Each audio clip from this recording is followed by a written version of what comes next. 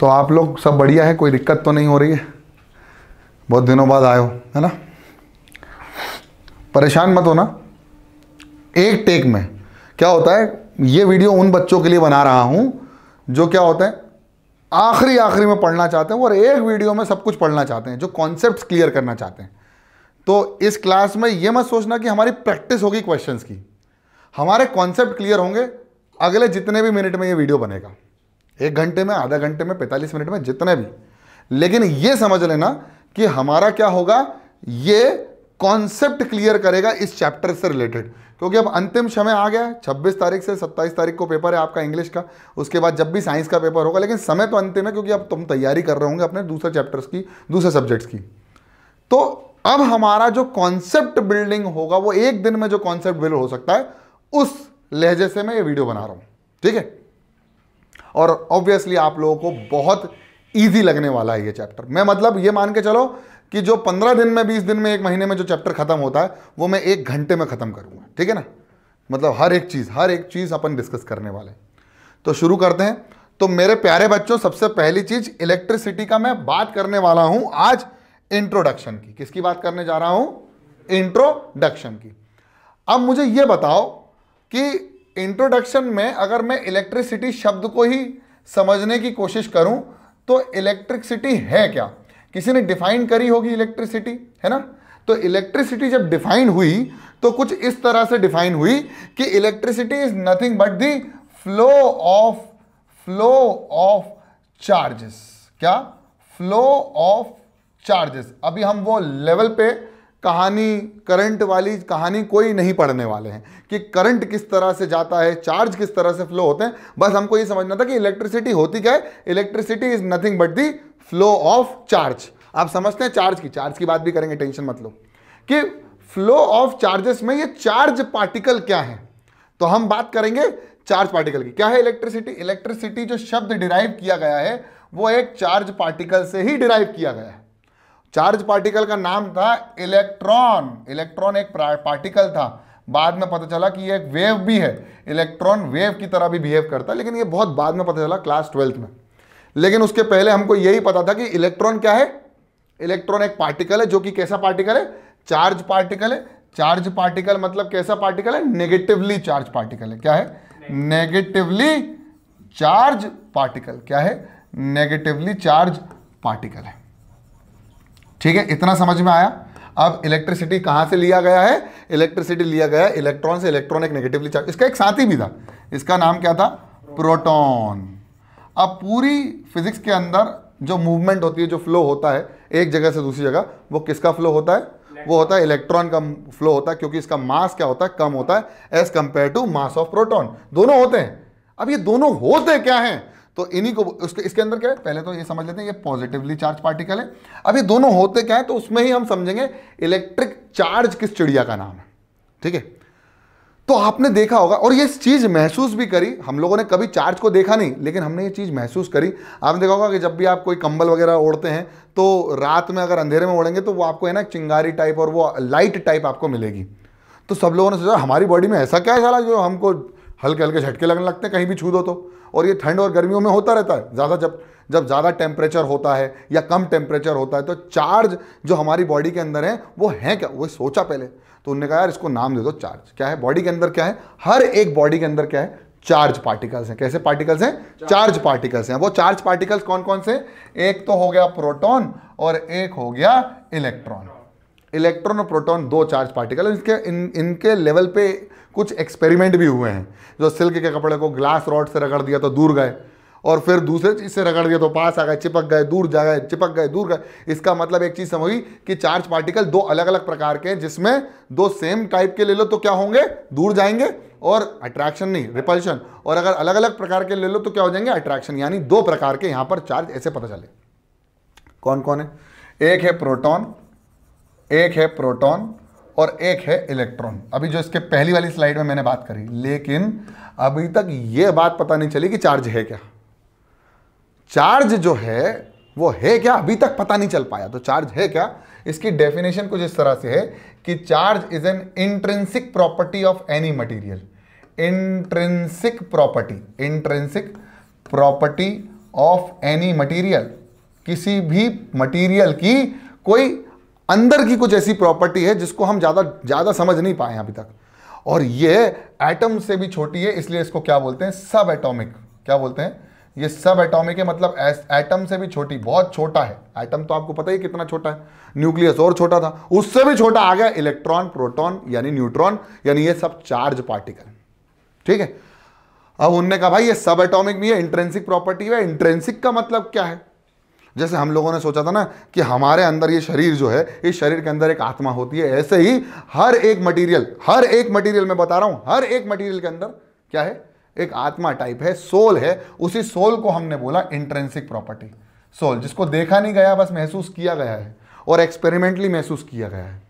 ठीक है, तो ये है charge is nothing but intrinsic property of any material. Charge कितने प्रकार के, दो प्रकार के, पॉजिटिव एक साथ आ गए तो क्या होगा, रिपल्शन। क्या होगा, रिपल्शन। और अगर नेगेटिव पॉजिटिव आ जाए तो क्या हो जाएगा, अट्रैक्शन। मतलब like charges repel each other and unlike charges attract each other. और नेगेटिव भी आ जाएंगे तो भी क्या होगा, रिपल्शन। और पॉजिटिव नेगेटिव और नेगेटिव पॉजिटिव आ जाएंगे तो क्या हो जाएगा, अट्रैक्शन। ये चीज समझ में आ गई हमको, है ना। तो ये चार्जेस में हमको समझ में आया। चार्ज की जो यूनिट आई, वो डिफाइन करी थी कूलाम ने। तो ये चार्ज की यूनिट थी कूलाम। क्या थी, कूलाम। चार्ज की यूनिट क्या थी, coulomb. Coulomb is the unit of charge. ठीक है, अब बात यह थी कि इलेक्ट्रिक चार्ज में पॉजिटिव भी है और नेगेटिव भी है। और नेगेटिव चार्ज पार्टिकल में कौन सा हल्का है, तो हमारा जो हल्का चार्ज है वो है इलेक्ट्रॉन, जिसका मास कम है as compare to mass of proton. तो ज्यादातर मूवमेंट कौन सी चीज कर सकती है, हल्की चीज कर सकती है। अब हल्की चीज जो मूव कर रही थी उसके अंदर कुछ और विचित्र प्रॉपर्टीज थी। जैसे आपने क्या सोचा कि मान लो चार्ज बैठा हुआ, जैसे तुमने उसको छुआ तो चार्ज तुम्हारे अंदर से पास होने लग गया और बहुत तेजी से भगा, और तुमको क्या लगा, झटका। उस झटके को हमने क्या बोल दिया, करंट। और हमारा अगला टॉपिक ही है करंट। समझ में आया, इतना समझ में आया।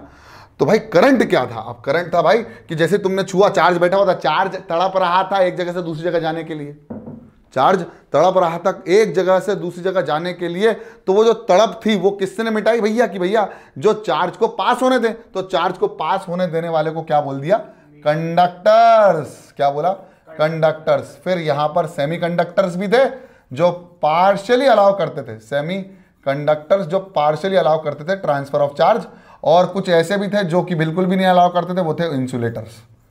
और जो उसमें से जो निकला वो निकला झटका, दैट इज कॉल्ड, हमें लगता है करंट। और करंट क्या था, करंट को समझाया गया कि the rate of flow of charge, the rate at which the charge is flowing, the rate of flow of charge is called current. Rate of flow of charge is called current. और charge को denote किया जाता है एक symbol से जिसका नाम है क्यू। चार्ज को किससे डिनोट किया जाता है, क्यू से। तो rate of flow of charge मतलब टाइम के रिस्पेक्ट में कितनी तेजी से चार्ज मूव हुआ, ये क्या होगा, करंट। इसलिए करंट को रिप्रेजेंट किया जाता है आई से, और ये होता है Q अपॉन T, जिसकी यूनिट होती है कूलाम पर सेकेंड। क्या होती है, कूलाम पर सेकेंड। और एक और नई यूनिट आई जिसका नाम था एम्पियर। क्या आया, एम्पियर। अब सब लोगों ने ये चीज ऑब्जर्व करी कि ऐसा होता है। अब साइंस है क्या, साइंस है इसके बारे में पता लगाना कि ऐसा क्यों होता है। यही तो साइंस है, यही फिजिक्स है। फिजिक्स भी एक प्रकार की साइंस है। तो साइंस में यह पता लगाने की कोशिश की गई कि ऐसा होता क्यों है, चार्ज ट्रांसफर ही क्यों होता है, चार्ज एक जगह बैठा क्यों नहीं रहता। तो पहली चीज, हर चीज अपने आप को एक स्टेट में रखना चाहती है। न्यूटन बाबा ने बता दिया था कि एक स्टेट में रहना चाहती है, जिस स्टेट में है मोशन में है तो मोशन करेगी, और रेस्ट पे है तो रेस्ट पे कर रहेगी। लेकिन उसको मूव करवाने के लिए कुछ ऐसी जिम्मेदार प्रॉपर्टीज हैं फिजिक्स के अंदर जो उसको मूव भी करवा सकती हैं। जैसे एक सिंपल सा एग्जांपल लेते हैं। मान लीजिए एक पानी है और एक पानी का कंटेनर है, दोनों सेम पानी के कंटेनर है। एक में मैंने पानी नहीं भरा और एक में पानी भरा, और यहां से छेद करके इन दोनों को कनेक्ट कर दिया। तो क्या होगा, पानी तो यहीं रहना चाहेगा, लेकिन क्या हुआ भाई साहब, यहां से पानी क्या हुआ, यहां ट्रांसफर हुआ। और जब तक ट्रांसफर नहीं हो गया, जब तक ट्रांसफर होता रहा, जब तक दोनों का लेवल क्या हो गया, सेम नहीं हो गया। तो यहां से एक चीज समझ में भी आई कि यार ये भी फ्लो ऑफ वाटर है, फ्लो ऑफ वाटर मॉलिक्यूल्स है, और वहां भी फ्लो ऑफ चार्ज हो रहा है। तो किस तरह से समझें कि चार्ज मूव क्यों हुआ? तो चार्ज मूव इसलिए हुआ क्योंकि यहां पर कुछ ना कुछ पोटेंशियल का डिफरेंस है। क्या है? पोटेंशियल का डिफरेंस है। अब बोलोगे सर पोटेंशियल का डिफरेंस का मतलब क्या होता है? पोटेंशियल का डिफरेंस मतलब होता है जैसे यहां पर इसके पास ज्यादा था, इसके पास कम था, इसके पास कुछ नहीं था, दोनों सेम लेवल पे थे, तो पानी ने हायर पोटेंशियल से लोअर पोटेंशियल की तरफ मूव किया ना। जहां पानी नहीं था वहां चले गए और दोनों बराबर हो गए, पोटेंशियल डिफरेंस 0 हो गया, तो फ्लो होना बंद हो गया।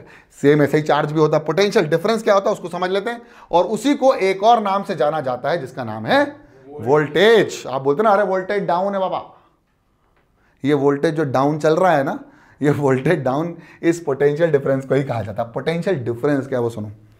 अब कहीं से चार्ज इकट्ठा करके ले आए, अब क्या होता है, आप लोगों ने देखा होगा कि आप लोग वो चार्ज इकट्ठी जो चीज़ करता है ना, उसको एक खरीद के लेके आते हो, बोले भैया मेरी घड़ी नहीं चल रही है, क्या ले आओ?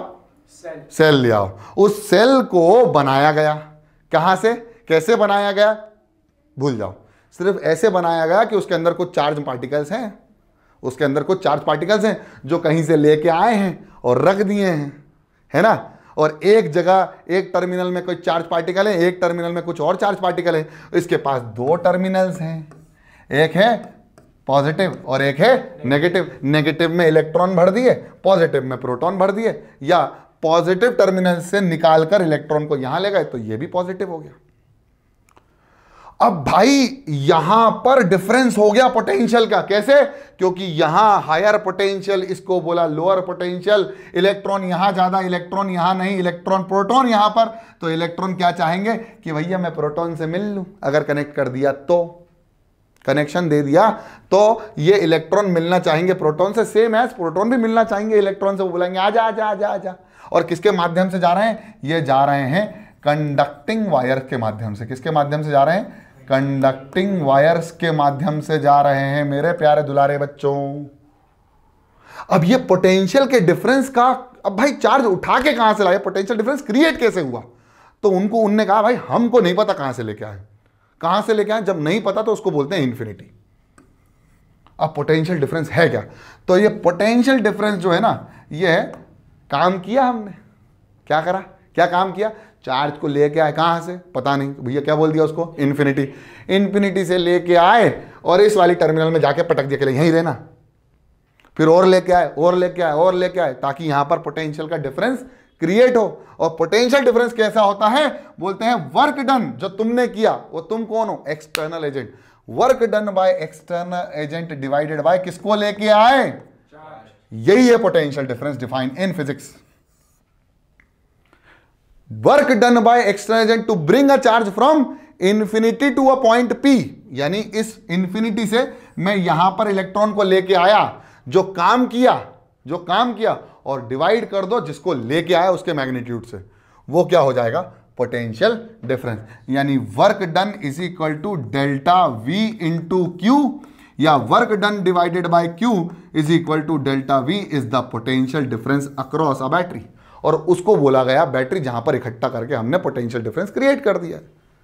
और जब ये पोटेंशियल डिफरेंस क्रिएट होता है तभी होता है चार्ज फ्लो। आप बोलते हो ना बैटरी खत्म हो गई, हमारी बैटरी खत्म नहीं होती। इस पॉजिटिव और इस नेगेटिव टर्मिनल के बीच का जो चार्ज होता है वो दोनों का बराबर हो जाता है, पोटेंशियल का डिफरेंस बचता ही नहीं है। यानी पोटेंशियल डिफरेंस कितना हो जाता है? 0। और इस पोटेंशियल डिफरेंस की वजह से, 0 की वजह से चार्ज फ्लो होना बंद कर देते हैं। और जब चार्ज फ्लो होना बंद कर देते हैं तो रेट कितना हो जाता है? 0। और वही रेट को तो क्या बोलते हैं? करंट। और यहां से एक खूबसूरत थ्योरी आई एक बहुत बढ़िया साइंटिस्ट की। उनने कहा यार जब पोटेंशियल 0 कर रहा हूं तो करंट भी 0 हो रहा है, पोटेंशियल बढ़ा रहा हूं तो करंट भी बढ़ा रहा है, पोटेंशियल कम कर रहा हूं तो करंट भी कम हो रहा है। यानी यहां पर कहीं ना कहीं रिलेशन है किन दोनों का? किसका? पोटेंशियल डिफरेंस का और करंट का। और इसी डिफरेंस को किसने बताया? ओम बाबा ने। और उसी को एक लॉ बना दिया, उसको बोला ओम्स लॉ। और ये पोटेंशियल डिफरेंस उनने समझाया कि ये डायरेक्टली प्रोपोर्शनल है किसी भी वायर के अंदर जब फ्लो होता है करंट। मैंने जितना पोटेंशियल दिया है वो डायरेक्टली प्रोपोर्शनल होगा जितना उसमें से करंट जाएगा। मान लीजिए मैंने एक सर्किट ली और उस सर्किट को मैंने एक बैटरी से कनेक्ट किया, जो पोटेंशियल डिफरेंस था, जो करंट गया, वो पोटेंशियल डिफरेंस उस करंट के डायरेक्टली प्रोपोर्शनल होगा। अब डायरेक्टली प्रोपोर्शनल होने के बाद ये करंट कुछ कम निकला, मतलब इस पोटेंशियल से कुछ कम निकला। अब सोचो कोई चीज कमी हो गई तो तुम क्या सोचोगे, यार ये मैंने जितना दिया था उतना क्यों नहीं आया, थोड़ा कम क्यों आया। हाँ, बढ़ा रहा हूं तो बढ़ रहा है, कम कर रहा हूं तो कम कर रहा है, लेकिन कुछ कम हुआ, या कम कहां हुआ। सोच के देखा, सब लोगों ने सोच के देखा कि भाई जितना पोटेंशियल दिया था उतना ही बराबर करंट नहीं मिला, कुछ ना कुछ कहीं कहीं ले लिया गया, किसी ने उसको रोक दिया, भाई वो रोकने वाली प्रॉपर्टी को ही बोला रेजिस्टेंस, और यहां पर एक कांस्टेंट प्रॉपर्टी आ गई और उसको बोला आर। मतलब जैसे प्रोपोर्शनैलिटी साइन हटा तो क्या लग गया, एक कांस्टेंट। मतलब जितना पोटेंशियल हमने दिया था उसके बराबर हमको करंट नहीं मिला। कितना मिला, कुछ कम मिला। किस रेट से कम हुआ वो था, मतलब इन दोनों के बीच का जो रेशो था ना, वही था वो रेजिस्टेंस की वैल्यू जो कि थी कांस्टेंट। और इसी को बोला भाई कुछ कम निकला है, मतलब किसी ने रोका है, मतलब जाने नहीं दिया, मतलब द प्रॉपर्टी ऑफ, यहां पर रेजिस्टेंस को एक्सप्लेन करने वाली बात आ गई। अब the property of any material, to oppose the flow of charge या to oppose the current, to oppose current is known as resistance of the material। और ये रेजिस्टेंस जो होता है यही वो प्रॉपर्टी है जो अपोज करती है किसी भी चार्ज पार्टिकल को किसी कंडक्टर में से जाने के लिए। समझ में आया? तो ये इससे थोड़ा कम जो मिला था वो था रेजिस्टेंस किसी वायर का। समझ में आया? बहुत बढ़िया। अब वो रेजिस्टेंस किन किन चीजों के ऊपर डिपेंड करता है, वायर ले लिया, अब किन किन चीजों के ऊपर डिपेंड करेगा रेजिस्टेंस, ये हमारा सोचने वाली बात है। तो रेजिस्टेंस जो डिपेंड करता है वो उनने देखा भाई वायर की लंबाई बढ़ाई तो वायर के लंबाई के डायरेक्टली प्रोपोर्शनल था, वायर को पतला किया तो इनवर्सली प्रोपोर्शनल निकला। उनने कहा यार भाई पतला कर रहा हूं तो बढ़ रहा है और लेंथ बढ़ा रहा हूं तो भी बढ़ रहा है, इसका मतलब जब लेंथ बढ़ाऊंगा तो रेजिस्टेंस बढ़ेगा, डायरेक्टली प्रोपोर्शनैलिटी है। जब एरिया ऑफ क्रॉस सेक्शन कम कर रहा हूं तब भी रेजिस्टेंस बढ़ रहा है तो इनवर्सली प्रोपोर्शनैलिटी आ गई। अब इन दोनों इक्वेशंस को कंबाइन की तो उन्होंने कहा भाई directly proportional to L by A, लेकिन ये प्रोपोर्शनैलिटी साइन हट रहा है और अभी भी उतना नहीं आ रहा जितना हमारा कम हो रहा था। तो उन्होंने कहा भाई कहीं ना कहीं एक और प्रॉपर्टी आ रही है और उस प्रॉपर्टी को बोला R is equal to rho L by A। इस रो को ही हमने बोल दिया RHO, इसी रो को हमने बोल दिया रेजिस्टिविटी। क्या बोला? रेजिस्टिविटी। और यहां पर जो रेजिस्टेंस था, ये रेजिस्टेंस R जो था इसको हमने बोल दिया ओम। इसका जो सिंबल है वो है ओम, इसका जो सिंबल है वो है ओम। और एक्चुअली में इसका यूनिट भी बना ओम। समझ में आया? तो ये जो ओम है ये एक्चुअली में वोल्ट पर एम्पियर है। करंट, क्योंकि वोल्टेज की यूनिट क्या बनी, वोल्टेज या पोटेंशियल डिफरेंस की यूनिट जो बनी वोल्ट्स और करंट की यूनिट थी एम्पियर, तो वोल्ट पर ampere is the unit of resistance. और रेजिस्टिविटी की यूनिट जो बनी वो बनी resistance multiplied by area of cross section upon L। तो L से देखो एरिया का क्या होगा, लेंथ इंटू लेंथ, तो resistance multiplied by length into length upon length, length से लेंथ कैंसिल, तो यूनिट बनी ohm into metre. Ohm multiplied by metre is the unit of resistance.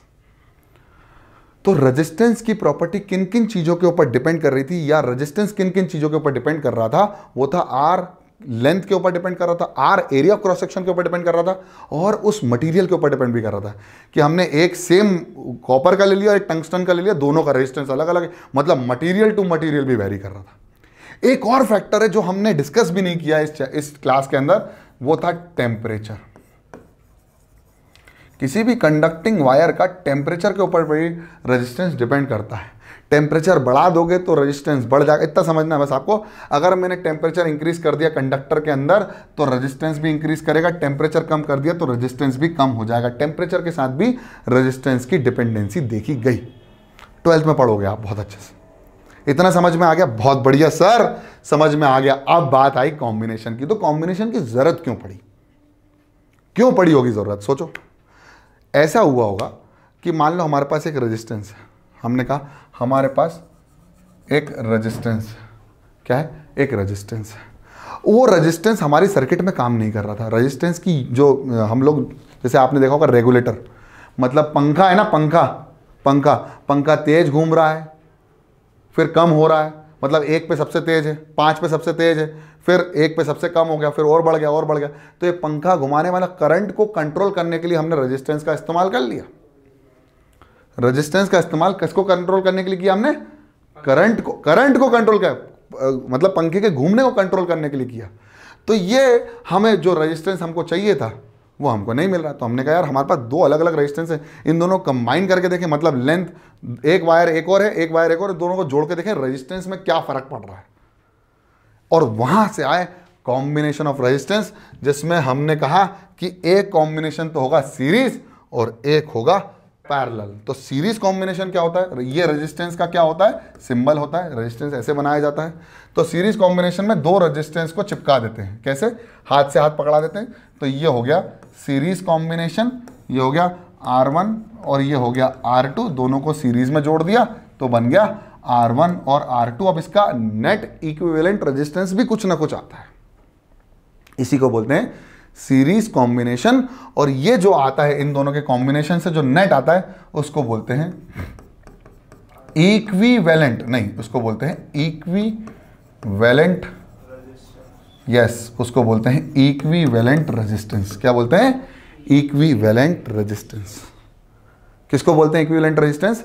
जो कॉम्बिनेशन होके आता है। अब आप बोलोगे सर 2 रेजिस्टेंस अगर मैंने सीरीज में जोड़ दिए तो मुझे इक्विवेलेंट रेजिस्टेंस क्या मिलता है? तो बेटा सीरीज में जोड़ने के बाद इक्विवेलेंट रेजिस्टेंस मिलता है R1 plus R2 plus R3 plus जितने भी रेजिस्टेंस हैं उन सबको जोड़ दो Rn तक, डायरेक्टली प्लस कर दो, मुझे इक्विवेलेंट रेजिस्टेंस मिल जाएगा। आप बोलोगे सर प्रूफ कर दो, अभी कर देता हूं। ध्यान से देखना, बिल्कुल ध्यान से समझ लेना इसको कि क्या होने वाला है। मान लीजिए मेरे पास एक रेजिस्टेंस R1 है, एक रेजिस्टेंस R2 है, एक रेजिस्टेंस R3 है।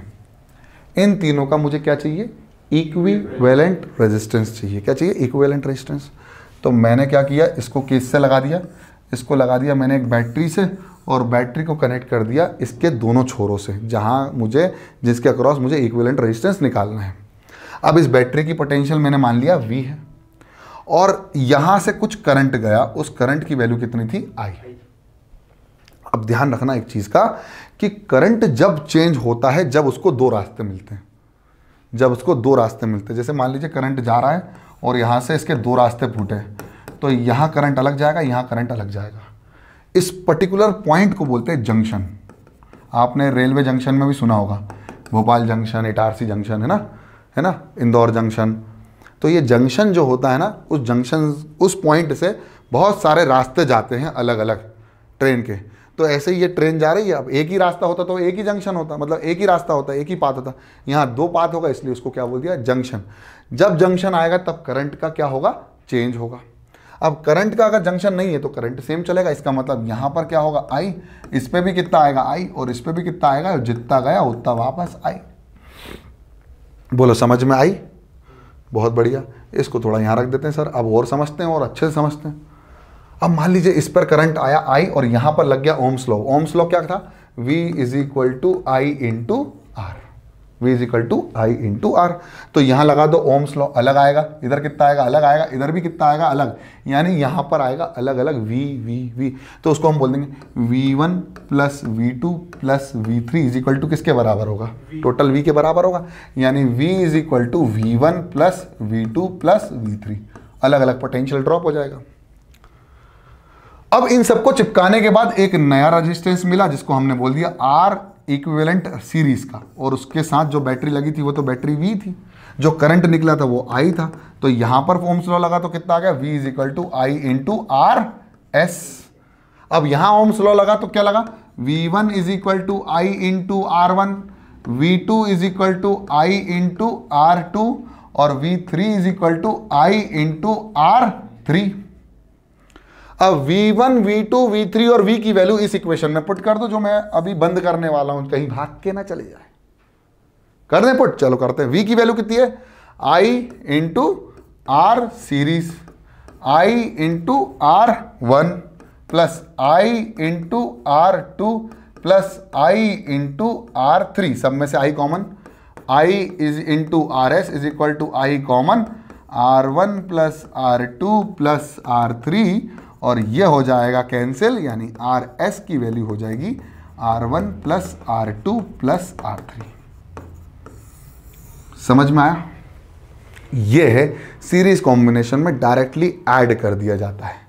अब बात करते हैं पैरेलल कॉम्बिनेशन की। अब टेंशन मत लेना, इसके क्वेश्चंस भी 2-3 लिए हैं मैंने, जो मैं आपको लिखने के लिए दे दूंगा, आप खुद प्रैक्टिस करोगे इस चीज़ की, ठीक है। तो सबसे पहले हम बात करते हैं पैरेलल कॉम्बिनेशन की। हमने बात कर ली सीरीज की, अब पैरेलल। तो पैरेलल में जब पुगड़ी खेलते हैं रेजिस्टेंस, यानी दोनों का जो कॉमन पॉइंट होता है वो सेम होता है। ये लगा दिया हमने पैरेलल कॉम्बिनेशन में और यहाँ लगा दिया हमने बैटरी, और इसी के अक्रॉस मुझको क्या चाहिए, इक्विवेलेंट रेजिस्टेंस चाहिए। इसको मैंने बोल दिया R1, इसको मैंने बोल दिया R2, इसको मैंने बोल दिया R3। अब यहाँ से मान लो करंट निकला I, और ये पॉइंट पे 3 रास्ते निकले, तो क्या मिल गया इनको, जंक्शन। बहुत बढ़िया, क्या मिल गया, जंक्शन। तो यहाँ से कितना गया होगा, I1 गया होगा, यहाँ कितना गया होगा, I2 गया होगा, यहाँ कितना गया होगा, I3 गया होगा। यहाँ से कोई जंक्शन नहीं मिला तो यहाँ I3 आया, यहाँ I2 आया, यहाँ I1 आया, तीनों मिलके वापस क्या निकले, I। इसका मतलब ये हुआ कि I is equal to I1 plus I2 plus I3। बहुत बढ़िया। अब सोचो कुछ चेंज तो हुआ होगा, R1 चेंज, I1 चेंज, तो I1 तो यहाँ कुछ चेंज हुआ होगा, लेकिन ऐसा नहीं होता है। यहाँ पर सब जगह पोटेंशियल कितना होता है, V, क्योंकि ये वाला रेजिस्टेंस भी उसी पोटेंशियल डिफरेंस के अक्रॉस है, तो ये वाला रेजिस्टेंस भी उसी पोटेंशियल डिफरेंस के अक्रॉस। देखो यहाँ पर भी पोटेंशियल उतना ही है, यहाँ पर भी पोटेंशियल उतना ही है, तो पोटेंशियल डिफरेंस सेम है हर रेजिस्टेंस पे जब पैरेलल कॉम्बिनेशन करेंगे। तो यहाँ पर भी कितना गिरा V, यहाँ पर भी गिरा V, यहाँ पर भी गिरा V, तो V की वैल्यू हो गई I1 R1। तो I1 की वैल्यू कितनी हो गई, V upon R1 is equal to I1। है कि नहीं, है कि नहीं, ठीक है। इसके बाद V अपॉन R2 तो किसके बराबर हो जाएगा, I2। तो V अपॉन R3 किसके बराबर हो जाएगा, I3 के बराबर। अब इन तीनों को चिपकाया तो एक नया इक्विवेलेंट रेजिस्टेंस मिला। उस इक्विवेलेंट रेजिस्टेंस को क्या बोल देंगे, हम इसको छोटा करके यहाँ लिख देते हैं, है ना।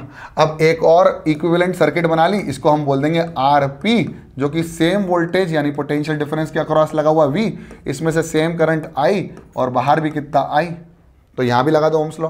तो V is equal to I into R parallel, तो V upon R parallel is equal to I। अब ध्यान से देखो, I is equal to I1 plus I2 plus I3 की जगह हम I की जगह यहाँ पुट कर देते हैं, I1 की जगह यहाँ पुट कर देते हैं, I3 की जगह और I2 की जगह हम हर एक वैल्यू को पुट कर देते हैं। तो इस इक्वेशन में I की वैल्यू कितनी हो गई, V अपॉन R पैरेलल, ये हो जाएगी V upon R1, V upon R2, कितना हो जाएगा, V upon R3, V common, तो V upon R parallel is equal to V common 1 upon R1 plus 1 upon R2 plus 1 upon R3। खूबसूरत, V से V cancel, बचा कितना, 1 upon R parallel is equal to 1 upon R1 plus 1 upon R2 plus 1 upon R3 plus 1 upon RN तक, जितने भी होंगे सब 1 upon में जुड़ेंगे। पैरेलल कॉम्बिनेशन में 1 अपॉन चलेगा, सीरीज में डायरेक्टली प्लस कर देना, ठीक है, समझ में आ गया। अब एक कुछ नई चीज़ मैं आपको बताना चाह रहा हूं, जो मैंने शायद पीछे थोड़ा सा मैंने रोक दिया था। ये बहुत इंपॉर्टेंट है कि प्रॉपर्टीज ऑफ चार्ज, अभी इसको बस समझ लिया, अब हम शायद इसके बाद एक क्वेश्चन ही करेंगे, लेकिन हमें प्रॉपर्टीज ऑफ चार्ज समझना पड़ेगा। फिर हम क्वेश्चन करेंगे, उसके बाद पावर पढ़ लेंगे, हीटिंग इफेक्ट ऑफ करंट भी पढ़ लेंगे, हीट कैसे करता है करंट, ठीक है। तो प्रॉपर्टीज ऑफ चार्ज में एक और इंपॉर्टेंट प्रॉपर्टीज है जिसमें हम बोलते हैं उसको क्वांटाइजेशन ऑफ चार्ज। क्या बोलते हैं उसको, क्वांटाइजेशन ऑफ चार्ज। इसको ऐसा समझ लो कि क्वांटाइजेशन ऑफ चार्ज ऐसा है कि चार्ज को कभी आधा नहीं किया जा सकता, चार्ज एक है। जैसे क्रिकेट खेलने के लिए एक बॉल लगती है कि आधी बॉल लगती है? अगर आधा मैच खेलना हो तो आधी बॉल लग जाएगी, तब भी एक बॉल लगेगी ना। तो बॉल क्वांटाइज है, मतलब एक दो के फॉर्म में, डेढ़ नहीं है। कभी बॉल क्रिकेट खेलने के लिए दो बॉल ही लगती हैं, डेढ़ नहीं लगती, हमेशा क्वांटाइज है, नंबर ऑफ वैल्यू सेम है। ऐसे ही इसमें भी चार्ज क्वांटाइज होता है। किसी बॉडी के अंदर चार्ज जो होता है वो फिक्स नंबर में होता है कि भैया 2 चार्ज है, 3 चार्ज है, 5 चार्ज है, 5 इलेक्ट्रॉन है, 1 इलेक्ट्रॉन, आधा इलेक्ट्रॉन नहीं है, 1.5 इलेक्ट्रॉन नहीं है, क्वांटाइज है। इसका मतलब यह है कि नंबर ऑफ चार्ज पार्टिकल होंगे और कितना चार्ज है, तो वो एक चार्ज के ऊपर, जो एक चार्ज के ऊपर कितना चार्ज होगा, तो इलेक्ट्रॉन पे जो चार्ज होता है वो होता है 1.6 इंटू 10⁻⁻19 कूलम। इलेक्ट्रॉन पे भी चार्ज इतना ही होता है और प्रोटॉन पे भी चार्ज इतना ही होता है, 1.6 इंटू 10⁻⁻19 कूलम। बस फर्क ये है, इसमें माइनस साइन होता है, इसमें प्लस साइन होता है। ये नेगेटिवली चार्ज है, ये पॉजिटिवली चार्ज, दोनों पे चार्ज सेम होगा। तो इसलिए जो टोटल चार्ज किसी बॉडी के अंदर होगा वो होगा प्लस माइनस एन ई। कितना होगा? प्लस माइनस एन ई, जहां पर एन है नंबर ऑफ इलेक्ट्रॉन्स या प्रोटॉन्स या नंबर ऑफ चार्ज पार्टिकल, और ई है charge on 1 electron, charge on 1 electron, या magnitude of charge of 1 electron. तो हम ऐसा भी लिख सकते हैं, ऑन 1 इलेक्ट्रॉन। इलेक्ट्रॉन पे जितना चार्ज होगा वो मतलब 1.6 इंटू 10⁻⁻19 ले लो। कितने चार्ज हैं? मान लो मैंने कहा 10 प्रोटॉन है, तो 10 इंटू टोटल चार्ज कितना हो गया? 1.6 इंटू 10⁻⁻19। और ये टोटल चार्ज है किसी बॉडी के अंदर, तो उसको हमने किससे रिप्रेजेंट कर दिया? क्यू से। हमने कहा 1 लाख है, 1 लाख है यानी 10⁵ इंटू 1.6 इंटू 10⁻⁻19। लेकिन कभी हमने ये नहीं बोला कि 1,50,000.5 है, ऐसे नहीं बोला, पॉइंट में नहीं होता। जैसे अब तुमने बोला कि भाई हमारे पास 2 गायें हैं, कभी ऐसे बोला कि एक बछड़े को 1.5 बोल देते हैं कि हमारे पास 1.5 गायें हैं, ऐसा तो नहीं होता ना। समझ में आ गया? बहुत बढ़िया। अब नेक्स्ट करते हैं और हमारा सवाल आता है सबसे पहले। क्या सवाल है वो सुन लो। सवाल है, a TV set shoot a beam of electron. Electron shoot हो रहे हैं टीवी के ऊपर। पहले ऐसी टीवी आती थी, कैथोड रे CRT मॉनिटर्स आते थे। तो द बीम करंट इज इतना, कितना करंट है उसमें, मतलब आई दिया हुआ है, आई कितना दिया हुआ है? 10 माइक्रो एम्पियर। माइक्रो मतलब 10⁻⁻6, तो इसको एम्पियर में कन्वर्ट करने के लिए क्या करना पड़ेगा?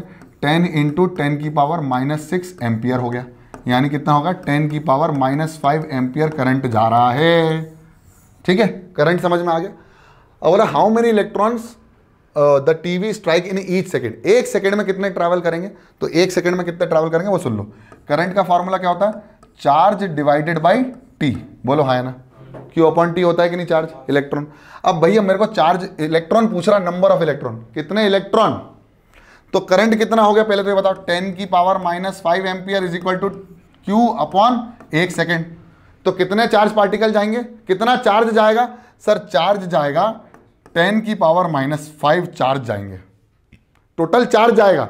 और वो टोटल चार्ज में, अब ये टोटल चार्ज आ गया हमारे पास, क्या आ गया? Total charge. अब उसने बोला भाई कितने इलेक्ट्रॉन जाएंगे, तो उन्होंने कहा भैया नंबर ऑफ इलेक्ट्रॉन पूछ रहा है, तो चार्ज की वैल्यू आ गई, यानी क्यू की वैल्यू कितनी आ गई? क्यू की वैल्यू आ गई 10⁻⁻5 कूलम।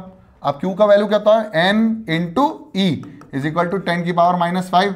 एन निकालना है, N is equal to 10⁻⁻5 upon electron कितने होंगे? अरे इलेक्ट्रॉन कितने होंगे, तो एक इलेक्ट्रॉन पे चार्ज कितना है? एक इलेक्ट्रॉन पे चार्ज है 1.6 इंटू 10⁻⁻19। तो लगा दो 1.6 इंटू 10⁻⁻19, और ऊपर जाएगा -19 हो जाएगा +19, ये हो जाएगा 10⁻⁻5 इंटू 10⁻+19 अपॉन 1.6। समझ में आया?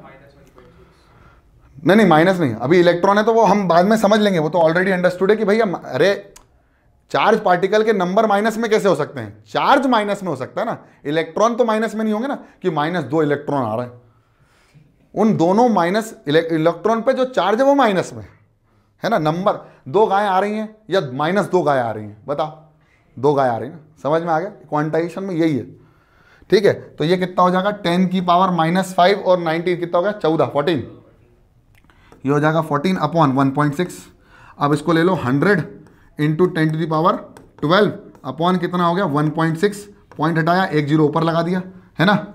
इसको एक जीरो, अबे कैलकुलेशन देख कितना तेज कर दूंगा मैं, 100। अब 4 का टेबल, 4 4 जा 16, 4 25 जा 100, है कि नहीं, है कि नहीं। एक और जोड़ दो, इसमें 100 जोड़ दो तो ये कितना हो जाएगा 11, है ना। 4 1 जा 4, 4 25 जा 100, 25 इंटू 25 बताओ 625, बहुत बढ़िया। तो 625 गुणित 10 की power 11 is equal to number of charge particle travel किए भाई साहब 1 सेकेंड में। 1 सेकेंड में इतने चार्ज गए हैं, 1 सेकेंड में। समझ में आया कि नहीं आया, पहले तो ये बताओ। 1 सेकेंड में इतने चार्ज पार्टिकल गए हैं, तो वो पूछ रहा है कितना चार्ज स्ट्राइक करेगा 1 मिनट में। अब नंबर ऑफ चार्ज आ गए, तो 1 मिनट में कितने नंबर ऑफ चार्ज जाएंगे 1 मिनट में, तो मल्टीप्लाइड बाय क्या कर दोगे 60। तो number of charge in 1 minute 60 multiplied by 625 into 10 to the power 11, ये नंबर ऑफ चार्ज होगा। तो टोटल चार्ज कितना हो जाएगा n into E, Q is equal to N कितना है 60 इंटू 625। कैलकुलेशन आप करते रहे ना, मैं तो क्वेश्चन किस तरह से आ सकते हैं बता रहा हूँ। 1.6 into 10 to the power minus of 19, और ये जो भी आएगा वो आंसर काय में आएगा कूलम। इतना चार्ज 1 मिनट में स्क्रीन पे चले गया। Total charge, number of charge particle कितने गए 625 इंटू 10 टू द पावर 11। आ गया, समझ में आ गया सर, एक नंबर आ गया। नेक्स्ट क्वेश्चन कर लेते हैं। A current flows of 5 ampere flows through a circuit of for 15 minute, 15 minute के लिए हुआ। Calculate the amount of electric charge that flows through the circuit. अब ये आप खुद करेंगे, खुद करेंगे, अभी नहीं, खुद करेंगे, आराम से कर लेना, कोई दिक्कत नहीं, टाइम लेना, और जो देख रहे हैं वो पॉज करके कर लेना, और आप लोगों को मैं अभी समय दे दूंगा, ठीक है, लाइव में। तो क्या है, देखो मैं इसको समझाता हूँ। करंट कितना दिया हुआ है 5 एम्पियर दिया हुआ है सर। टाइम कितना दिया हुआ है सर, टाइम दिया हुआ 15 मिनट। कितना हो गया, 15 मिनट को सेकंड में कन्वर्ट कर दो, 15 को सेकंड में कर दो 300, 3000, सही है। देखो 15 इंटू 60 सेकेंड, तो 15 छंग 300 और एक और जीरो, 15 छंग 300 होगा क्या? नहीं सर, 15 छंग 300 नहीं होगा। अरे 15 6 90 होता है क्या? हाँ 15 6 90, सॉरी 15 6 90 होगा। तो ये हो जाएगा 15 मिनट में 90 और एक और जीरो, कितने हो गए 900 सेकेंड हो गए सर, है ना, 900 सेकेंड हो गए, सॉरी 900 सेकेंड में कितना ट्रैवल करेगा। Calculate the amount of electric charge, तो हमें क्यू निकालना है। क्यू क्या होगा 5/900, और ये आ जाएगा कूलम में। ले भाई, हो गया सवाल हलवा मैंने खुद ही कर दिया। अब इसको सॉल्व कर लो। 5 1 जा 5, 5 1 जा 5, कितना बचा 40, 5 8 जा 40, 1/80, तो 1/80 कूलम चार्ज। अब इसको सॉल्व कर लेना और स्टैंडर्ड फॉर्म में ले आना, कुछ आएगा 1 point something, 0.0 something, 10 to the power minus something, ठीक है, बहुत बढ़िया। नेक्स्ट क्वेश्चन भी बहुत ईजी है, ये कॉम्बिनेशन ऑफ रेजिस्टेंस पर है। A resistance of 6 ohms and 4 ohm are connected in series, a potential difference of 20। तो सबसे पहले तो एक रेजिस्टेंस ले लेते हैं 6 ohm का, और एक और रेजिस्टेंस ले लेते हैं 4 ohm का। उन दोनों को कनेक्ट काय में से कर देंगे बेटा, सीरीज में कनेक्ट कर देंगे with the battery of 20 volts, ठीक है, यही बोल रहा है ना, सर्किट यही बनेगी। Calculate the current through the circuit and potential difference across. तो सर्किट में से करंट कितना जाएगा, दोनों को चिपका दो सीरीज में, तो सब टोटल कितना हो जाएगा 10, तो ये हो जाएगा 10, और ये कितना हो जाएगा जल्दी बताओ, ये हो जाएगा 20। तो भैया V is equal to I R ले लो, I कितना हो जाएगा V/R, है ना, V कितना है 20/R कितना है 10, तो करंट कितना हो जाएगा 2 एम्पियर। सर करंट आ गया 2 एम्पियर सर्किट में से करंट, और डिफरेंस कितना 6 ohms में, 6 ohm के ऊपर कितना पोटेंशियल गिर जाएगा, तो करंट कितना आया 2, तो 2 6 12, यानी 12 वोल्ट्स इस पे गिरेगा और 8 वोल्ट्स इस पे गिरेगा। टोटल कितना हो गया 12 और 8 20, डिवाइड भी कर दिया। आ गया समझ में, इजी है सवाल, बहुत बढ़िया सर। नेक्स्ट क्वेश्चन है, एक बार बहुत अच्छे से देख लो कि क्या होना है। 2 रेजिस्टेंस हैं, are connected in series as shown in diagram, ठीक है, दोनों को 5 और इसका है हमारा, इस पे कितना गिर रहा है, इस पे 6 वोल्ट गिर रहा है, इस पे 10 वोल्ट गिर रहा है, इसका वोल्टेज कितना है, इस पे रेजिस्टेंस कितना 5, इसका कितना आर, हमें टोटल भी नहीं पता, टोटल कितना निकल जाएगा, अरे दोनों को प्लस कर दो 16 हो जाएगा। तो ये हो जाएगा साहब 16, ये हो गया 16 वोल्ट, ठीक है। अब वो ये बोल रहा है what is the current through 5 ohm, कितना करंट जाएगा, तो जो करंट इसमें टोटल जाएगा।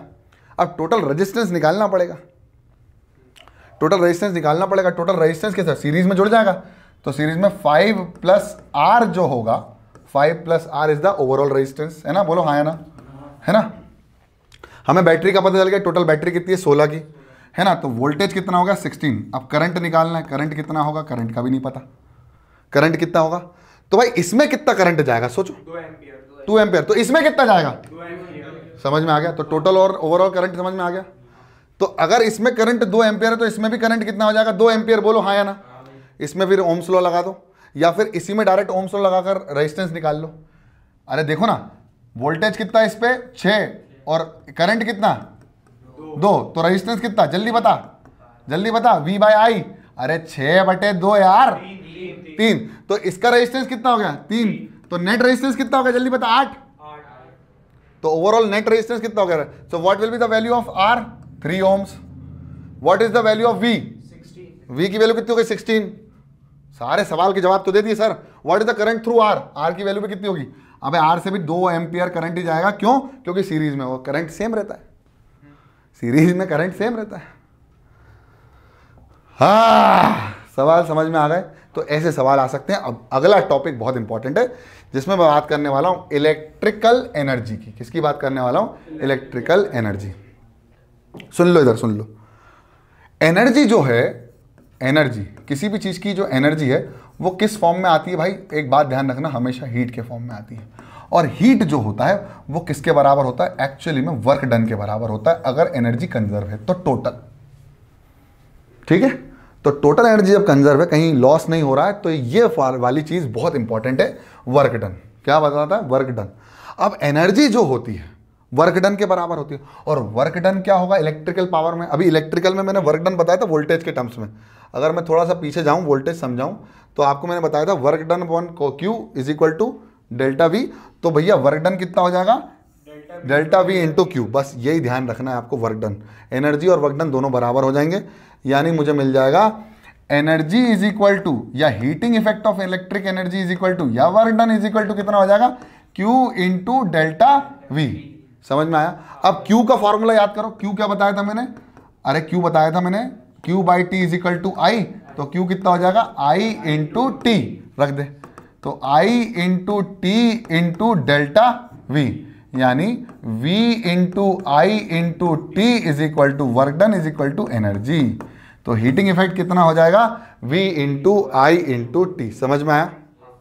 इसका मतलब ये हुआ कि एनर्जी यानी heating effect of electrical energy will be equal to V into I into T. Ohm's law लगा दो, V के टर्म्स में ले लो सब कुछ, या I के टर्म्स में, तो यहाँ लगा दो I इंटू आर, तो जगह I into R into I into T. V की जगह मैंने क्या लिख दिया? I R, I into I square R T is equal to H. एक और लगा दो, V की जगह लिख दो, V इज इक्वल टू क्या लिख देंगे हम? बताओ। V is equal to I R, और I की जगह क्या लिख देंगे? V by R is equal to I. तो I की जगह लिख दो आप इसमें H is equal to, V तो V है, I की वैल्यू V बाई आर है, इंटू टी चल रहा है, तो हो जाएगा V square t upon are.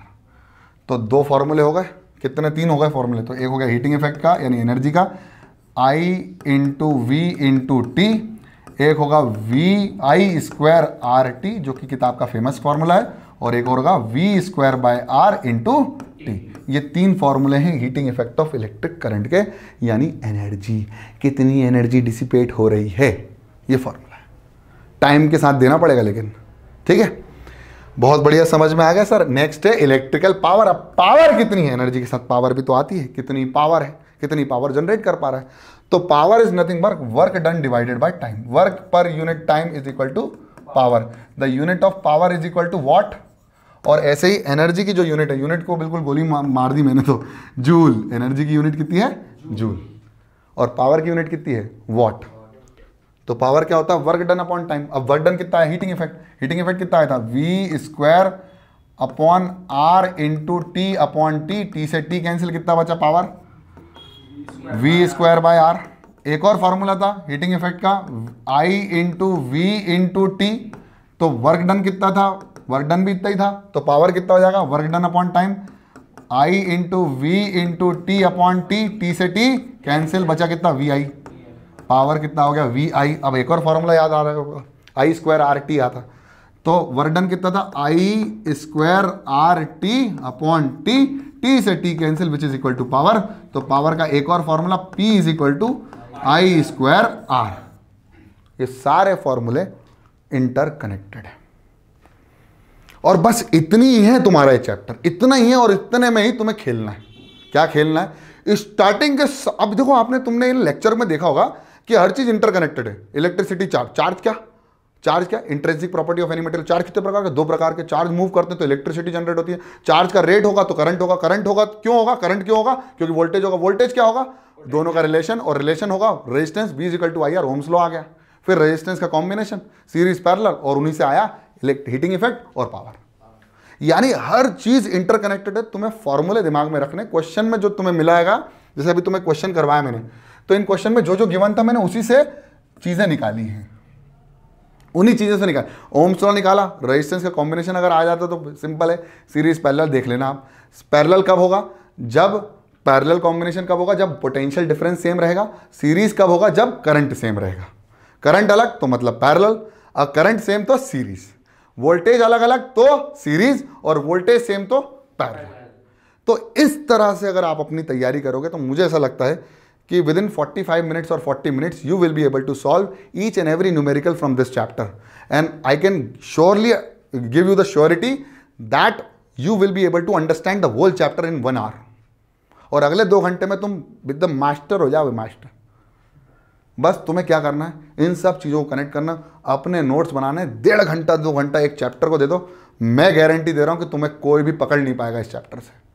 और न्यूमेरिकल्स की प्रैक्टिस कर लो, जो नहीं आए उसमें फिर वही कनेक्शन ढूंढते रहो। पावर का कनेक्शन वर्क डन से, वर्क डन का, सारे फॉर्मूले तुम्हारे दिमाग में घूमना चाहिए। बस घोट लो। सबसे पहली चीज एनसीईआरटी के सारे एग्जाम्पल घोट लो। घोट लो मतलब उनको अच्छे से प्रैक्टिस कर लो। तब तक के लिए पढ़ते रहो, बढ़ते रहो और समझते रहो, और मेरे पास डाउट ले भेजते रहो। जय हिंद।